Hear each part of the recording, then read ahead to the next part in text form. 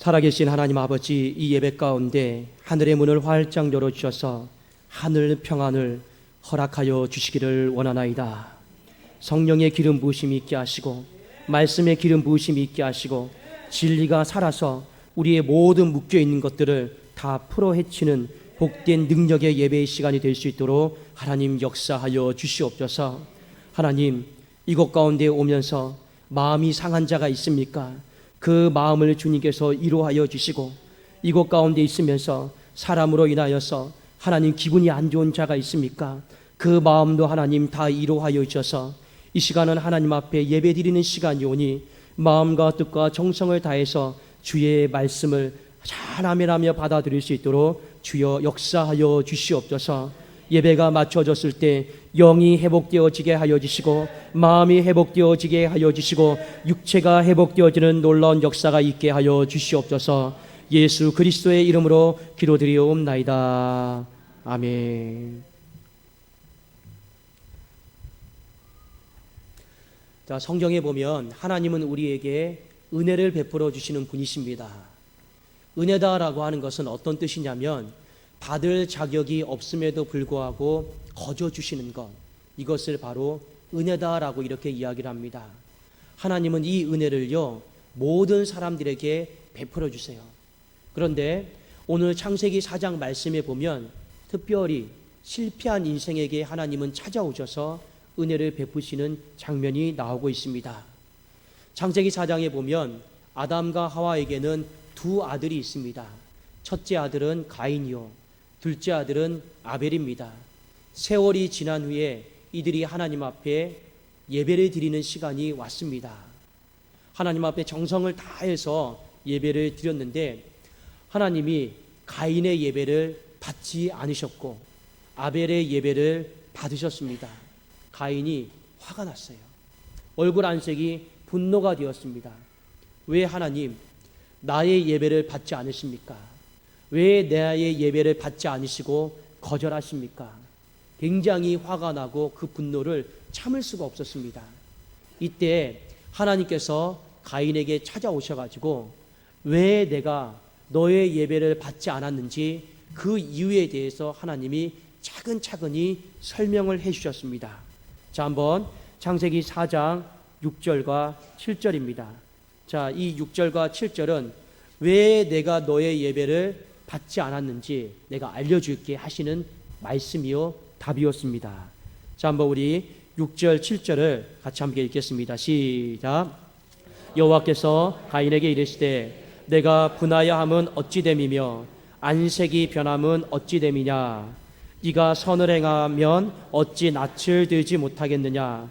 선을 행하지 아니하면 죄가 문에 엎드려 있느니라. 죄가 너를 원하나 너는 죄를 다스릴지니라. 가인은 땅의 소산물로 하나님 앞에 예물을 드렸습니다. 그리고 아벨은 양의 첫 새끼와 그 기름을 가지고 하나님 앞에 예배를 드렸습니다. 많은 사람들이 생각하기를 이 예배를 받지 않은 것에 대해서 어떤 재물의 문제가 있을 거다라고 생각을 하는데 전혀 그렇지는 않습니다. 오늘 하나님이 단도직입적으로 말씀하셨어요. 너의 예배를 받지 않은 것은 재물의 문제가 아니다. 그럼 무엇에 대한 문제입니까? 바로 사람이 문제라는 거죠. 너의 마음이 문제라는 겁니다. 그래서 창세기 여러분 4장에 보면 이렇게 나와 있습니다. 가인과 그의 재물은 연락하지 않고, 그러니까 사람을 안 받으니까 재물도 안 받는 거예요. 아벨과 그의 재물은 연락하시니라. 그 아벨을 받으시니까 하나님이 그의 재물도 받으시는 겁니다. 그러니까 하나님이 오늘 말씀해 주시는 거죠. 왜 내가 너의 예배를 안 받았는지 아느냐? 바로 너 자체에 문제가 있다라는 겁니다.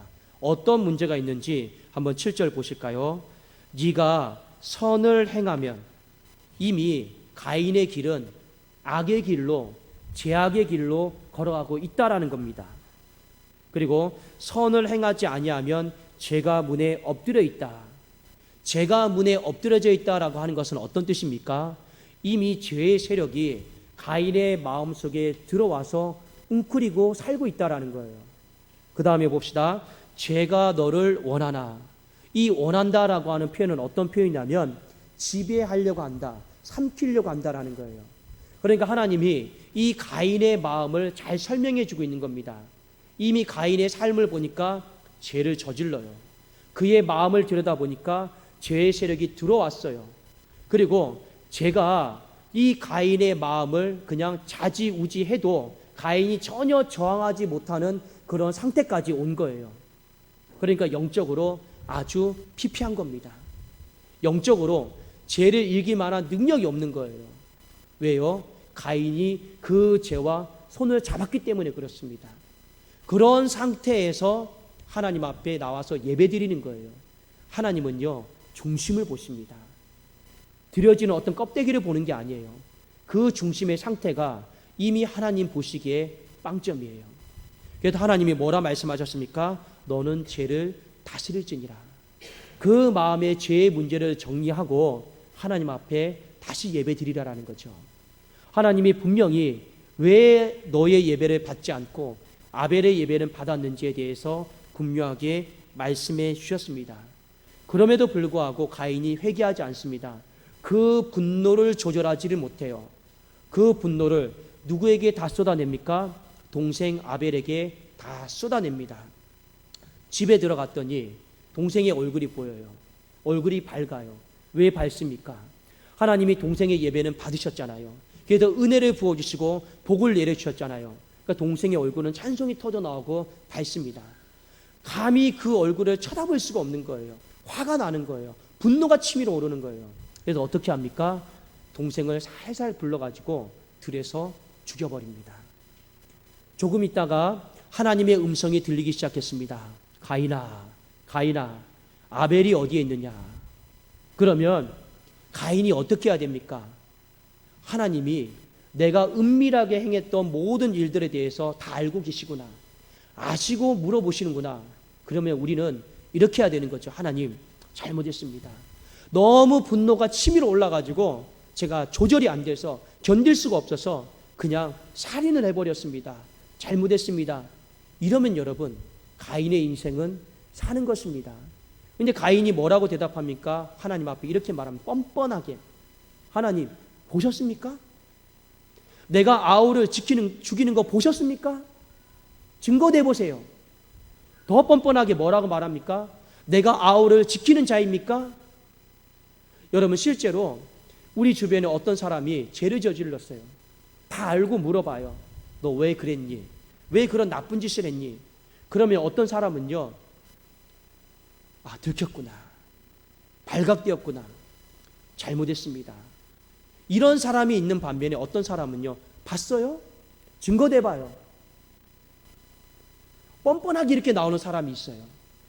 가인이 마치 그와 같은 모습이었습니다. 하나님이 가인에게 수차례 기회를 줬습니다. 어떤 기회를 줬습니까? 회개할 기회를 주셨어요. 그런데 회개하지 않아요. 돌이키지 않아요. 그러니까 하나님이 어떻게 하십니까? 심판을 내리십니다. 그 심판의 내용이 바로 창세기 4장 11절과 12절에 있는 말씀입니다. 우리 같이 한번 읽어보실까요? 자, 11절 12절입니다. 시작.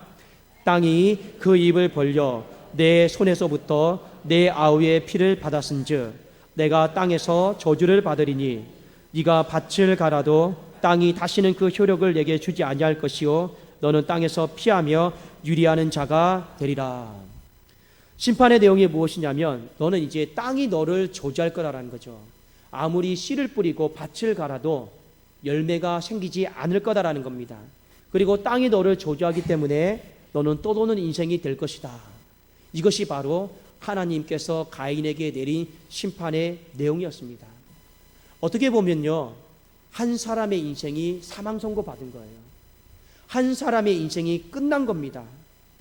여러분 기억하세요. 회개하지 않고 끝까지 버티는 인생의 그 마지막이 바로 이와 같다라는 것을 성경은 우리에게 경고를 하고 있습니다. 그런데 이때 가인이 하나님 앞에 은혜를 구해요. 자, 어떤 은혜를 한번 구하는지 여러분 한번 우리 같이 보겠습니다. 자, 13절과 14절에 있는 말씀입니다. 함께 읽겠습니다. 시작. 가인이 여호와께 아뢰되 내 재벌이 지기가 너무 무거우니이다. 주께서 오늘 이 지면에서 나를 쫓아내시온즉 내가 쥐의 낯을 배웁지 못하리니 내가 땅에서 피하며 유리하는 자가 될지라 무릇 나를 만나는 자마다 나를 죽이겠나이다. 자, 이 구절을 쉬운 성경으로 보면 좀 이런 의미입니다. 가인이 여호와께 말했습니다. 이 벌은 제게 너무 무겁습니다. 주께서 오늘 저를 땅에서 쫓아내셨습니다. 자, 그 다음을 잘 들어보세요. 저는 이제 주를 만나 뵐 수도 없을 것입니다. 저는 땅에서 떠돌며 유랑할 것이고 누구든지 저를 만나는 사람은 저를 죽이려고 할 것입니다. 가인이 자신에게 주어진 형벌이 무겁다고 말하면서 한 가지 이런 말을 합니다. 저는 이제 주님을 만나 뵐 수도 없는 인생이 됐습니다. 그러면 저 어떡합니까? 바로 이런 이야기입니다. 이 고백이요, 겉으로 봤을 때는 굉장히 경건한 고백이에요. 마치 이런 겁니다. 주님, 다른 건 둘째 치더라도 내 인생 가운데 주님의 얼굴을 볼 수 없는 이 인생이 제가 너무 힘들고 제가 너무 속상하고 제가 너무 괴롭습니다. 이 고백을 하는 거예요. 그리고 주님이 이 고백을 딱 듣고 나서 뭐라고 이야기를 하냐면 은혜를 베풉니다. 가인아, 네 인생 끝나지 않았다. 내가 너를 지켜줄게. 내가 너를 보호해 줄게 하고 하나님이 이 사망 선고를 받은 인생을 향해서 은혜를 베풀어 주십니다. 그 은혜가 여러분 무엇이냐면 가인의 표였습니다. 가인의 표가 어디에 이렇게 새겨졌는지는 알 수 있는 사람은 없습니다. 그러나 그 가인의 표는 이런 것이었습니다. 가인이 밖으로 나가면서 사람들이 가인을 딱 봐요. 살인자. 그 동네에서 살인자. 나도 죽일 수 있겠구나. 그러니까 어떻게 합니까? 이 가인을 죽여야겠다. 이게 바로 그 당시 살인자들에게 나타났던 모습이었습니다. 그런데 하나님이 가인에게 표를 줬어요. 그러니까 사람들로 하여금 이렇게 반응하게 합니다. 살인자 죽여야지, 쫓아내야지 했는데 손대면 안 되겠구나. 왜요? 표가 있어요. 그 표는 무엇입니까? 하나님이 심판하실 사람이에요. 사람이 심판하면요, 오늘 성경 말씀에 보니까 7배나 하나님 앞에 갚음을 당한다라는 거예요. 그래서 하나님이 가인을 보호해 주신 거예요. 손을 못 대게 한 거예요. 살인자. 하나님이 심판하셔야 되는 거예요. 사람이 심판하면 어떻게 됩니까? 벌을 7배나 받는 거예요. 자, 그 내용이 바로 창세기 4장 15절에 있는 말씀입니다. 한번 우리 같이 한번 읽어보겠습니다. 시작. 여호와께서 그에게 이르시되 그렇지 아니하다. 가인을 죽이는 자는 벌을 7배나 받으리라 하시고 가인에게 표를 주사 그를 만나는 모든 사람에게서 죽임을 면하게 하시니라. 사망 선고 받은 인생, 다 끝난 인생. 그럼에도 불구하고 하나님이 은혜를 주셨습니다. 그러면 어떻게 살아야 될까요? 은혜를 받았어요. 어떻게 살아야 될까요? 이 가인은요, 그 뒤에 성경 말씀에 보면 은혜를 완전히 저버립니다. 창세기 4장 16절부터 24절까지 가인이 어떻게 살았는가, 그것에 대해서 나와 있는데 성을 쌓아요. 도시를 만들어요. 그리고 그 안에서 인간의 문명을 이룹니다. 근데 그 안에서 살아가는 모습을 보니까 더 폭력적이에요. 더 살인적이에요. 더 날카로워요. 더 아무것도 아닌 일에 살인해요. 그리고 하나님이 기뻐하지 않는 각종 도구들을 만들면서 각종 악기들을 만들면서 하나님을 등지는 인생으로 살아가는 모습이 바로 가인의 후예의 모습이었습니다. 혹자는 이렇게 말을 할 수 있죠. 가인이 이 유랑생활을 하다 보면 사람들이 너무 무서워서 이 성을 쌓고 스스로를 보호하기 위해서 그렇게 했을 수도 있겠다라고 생각할 수 있겠습니다. 그러나 여러분, 이것도 거짓입니다. 왜요? 하나님이 보호해 주시겠다라고 약속했잖아요. 굳이 성 안에 안 들어가도 스스로 보호하려고 하는 노력을 하지 않아도 하나님이 보호해 주시겠다라고 은혜를 주셨잖아요. 그러면 어떻게 해야 됩니까? 창세기 1장에 있는 말씀처럼 생육하고 번성하여 땅에 충만하라. 땅을 정복하고 다스리라. 창조 명령에 따라서 하나님의 영광을 선포하고 영광을 드러내는 자로 살아가는 것이 맞습니다. 그런데 어떻게 살아갑니까? 생육하고 번성하고 땅에 충만할 생각하지 않아요. 자신의 성을 만들어서 스스로를 보호하려고 하고, 그리고 어떻게 살아갑니까? 그 성의 이름을, 아들의 이름을 가지고 지었습니다. 어떤 마음입니까? 바로 나를 위해서, 자기를 위해서, 자기 영광을 위해서 살아가겠다라고 하나님과 선을 딱 그어버립니다. 여러분, 한 사람에게 하나님이 은혜를 주셨는데 그 은혜를요 저버려요.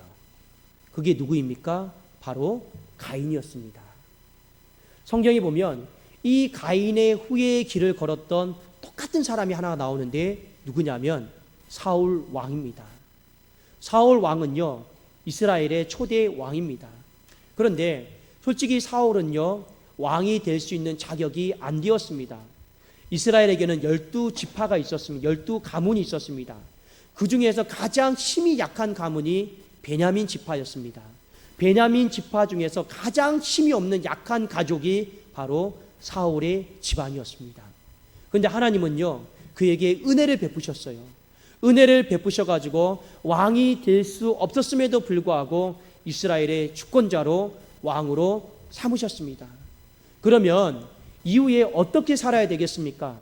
하나님의 나라를 세우고 말씀에 순종하고 아버지의 영광을 드러내는 자로 살아가야 되는 것이 맞지 않습니까? 그런데 사울이 살아간 인생의 길을 보면 가인과 똑같습니다. 자기 나라, 자기 영광, 자기 명예, 그거에 집착하고 그거 세우고 그거에 몰두하고 시간을 다 쏟으면서 살아갑니다. 그래서 하나님이 사울 왕을 세우신 걸 후회하시고 사무엘을 보내셔서 이렇게 말씀을 하셨습니다. 사무엘상 15장 17절인데 제가 한번 읽어드릴게요. 사무엘이 이르되 왕이 스스로 작게 여길 그때 이스라엘의 지파의 머리가 되지 아니하셨나이까. 여호와께서 왕에게 기름을 부어 이스라엘 왕을 삼으시고. 이게 무슨 말입니까?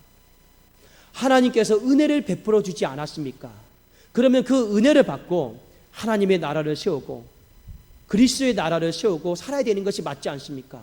왕이요, 왜 헛된 짓 하십니까? 헛된 일을 하십니까? 왜 자기 나라만 생각합니까? 당신의 이름만 생각합니까? 왜 하나님은 안전에 없고 버리십니까? 지금 이 이야기를 하고 있는 것입니다. 사랑하는 여러분, 하나님께서 우리에게 베풀어 주신 은혜가 많은 줄로 믿습니다. 여러분, 그 많은 은혜를 가지고 나라고 하는 사람은 그 은혜를 등지고 더 멀어지는 삶을 살고 있지는 않은지 한번 잘 살펴보십시오. 건강은 누가 주셨습니까? 물질은 누가 주셨습니까? 직장은 누가 주셨습니까? 가족은 누가 주셨습니까? 이 모든 것이 여러분 그냥 생긴 건가요? 아니잖아요.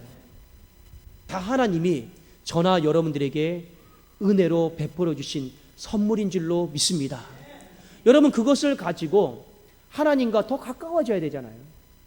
그런데 이상하게 사람은요 그것을 가지고 하나님과 더 멀어지더라라는 겁니다. 일례로 어떤 사람이 아파요. 건강을 회복시켜줬어요. 그럼 회복된 건강을 가지고 어떻게 살아야 됩니까? 하나님의 영광을 드러내면서 살아야 되죠. 그런데 회복된 건강을 가지고 더 열심히 세상 일을 하더라라는 겁니다. 물질에 어떤 위험이 있었어요? 회복시켜 주셨어요? 그러면 회복된 물질을 가지고 어떻게 살아야 됩니까? 그래도 어려운 이웃들 구제하고 몸된 교회를 세우는 데 살아가야지 않겠습니까? 근데 그 물질을 가지고요 더 나만 위해서 살더라라고 하는 겁니다. 어떤 사람이 직장의 문제를 놓고 은혜를 구했습니다. 하나님이 건져주셨어요. 그러면 우리는 어떻게 살아야 됩니까? 하나님이 나에게 주신 직장이다 생각하고 더 열심히 그곳에서 복음 전하고 하나님 영광 드러내고 사는 것이 마땅하지 않겠습니까? 그런데요 이상하게 회복된 직장을 통해서 하나님은 안전에도 없어요.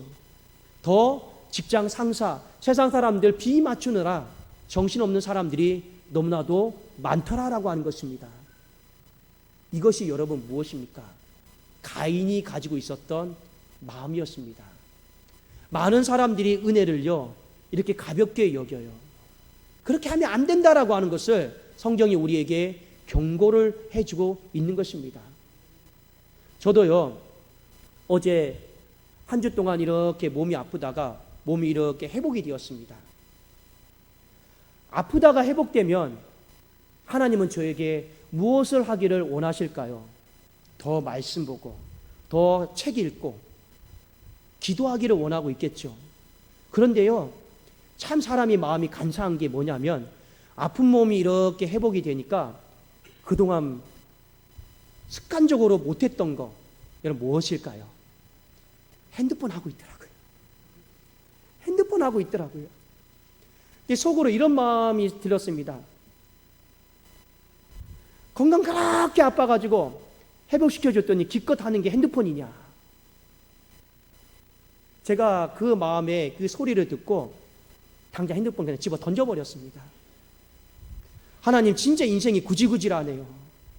기껏 하나님 앞에 기도하면서 건강 회복해달라고 살려달라고 했는데 기껏 살려줬더니 회복됐더니 제일 먼저 손에 만지고 있는 것이 핸드폰. 이건 아니다 싶어서 어제 그냥 핸드폰을 그냥 던져버렸습니다. 여러분, 혹여 우리의 마음속에도 은혜를 받았음에도 불구하고 그 은혜를 가지고 등지고 살아가고 있는 모습은 없는지 한번 우리가 마음속에 잘 점검해 보십시오. 자, 오늘 또 한 사람이 나옵니다. 한번 우리 성경 25절, 26절을 다 같이 한번 읽어보실까요? 자, 25절, 26절입니다. 자, 함께 읽겠습니다. 시작.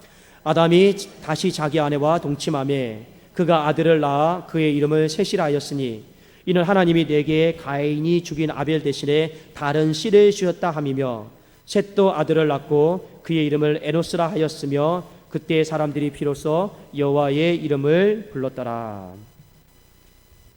아담과 하와의 또 다른 자녀가 나옵니다. 아담과 하와에게 눈에 보이는 두 자녀가 있었죠. 하나가 가인이었는데 이미 지옥길로 갔습니다. 그리고 아벨은요 그냥 허무하게 죽었습니다. 창세기 3장 15절에 말씀하셨던 약속하셨던 여자의 후손이 끊어져 버렸어요. 더 이상 소망 없는 인생이 되어버렸습니다. 그런데 오늘 하나님이 25절에 보니까 은혜를 주셔서 다른 씨를 아담과 하와에게 베풀어 주셨습니다. 아담과 하와가 이제는 안 거예요. 이 자녀는 하나님이 은혜로 주신 자녀다. 그래서 무엇을 가르칩니까? 예배를 가르쳐요. 쇠사, 너희 형 둘이 있었는데 한 사람은 예배를 하나님이 안 받으셨고 한 사람은 예배를 받으셨다. 그래서 한 형이 죽었다. 우리 가족의 내력은 이렇다. 그래서 여자의 후손이 끊어진 줄 알았는데 하나님이 진짜 우리 가정을 불쌍히 여기셔서 은혜를 주셔서 다른 씨 바로 너를 주셨다. 너는 앞으로 어떻게 살아가야 되겠느냐? 절대 하나님의 은혜를 가볍게 여기지 마라. 등지지 마라. 배반하지 마라. 하나님을 가까이 해라. 이 아담과 하와가요 기가 닳도록 교육을 시킨 겁니다. 자, 그 결과 26절 한번 볼까요? 셋도 아들을 낳고 그의 이름을 에노스라 하였으며 그때의 사람들이 비로소 여호와의 이름을 불렀더라. 이렇게 나와 있죠. 표준 새 번역으로 이 성경 구절에 보면 이런 말씀입니다. 셋도 아들을 얻고 이름을 에노스라 지어 불렀습니다. 그때 에노스가 비로소 여호와의 이름을 불러 예배하였습니다. 바로 그런 뜻입니다. 은혜를 아는 자는 어떻게 합니까? 하나님의 이름을 부르짖고 예배의 자리로 나오는 것이에요. 은혜를 아는 자는요 예배의 자리를 더 사랑하고 가까이하고 섬기는 것입니다.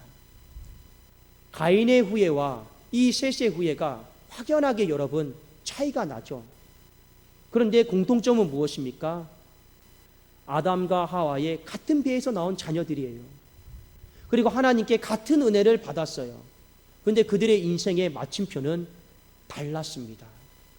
성경은요 유다서 1장 11절에 보면 화 있을진저 이 사람들이여 가인의 길에 행하였으며 삭슬 위하여 발람의 어그러진 길로 몰려갔으며 고라의 패역을 따라 멸망을 받았더라.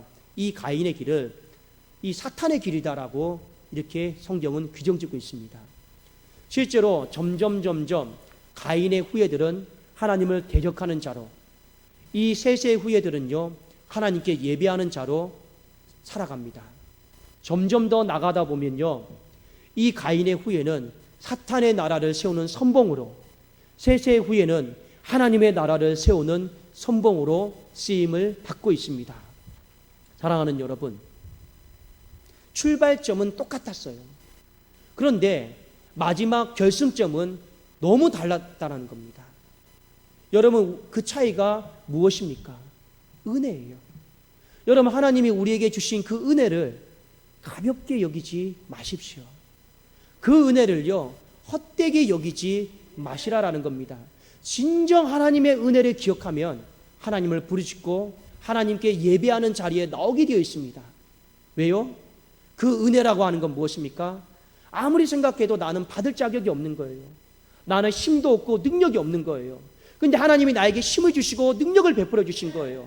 그러니까 그것이 너무 감사해서 하나님 앞에 엎드리고 부르짖고 기도할 수밖에 없는 것입니다. 그런데 은혜를 모르는 자는 어떤 마음을 가지고 있습니까? 가인을 보세요.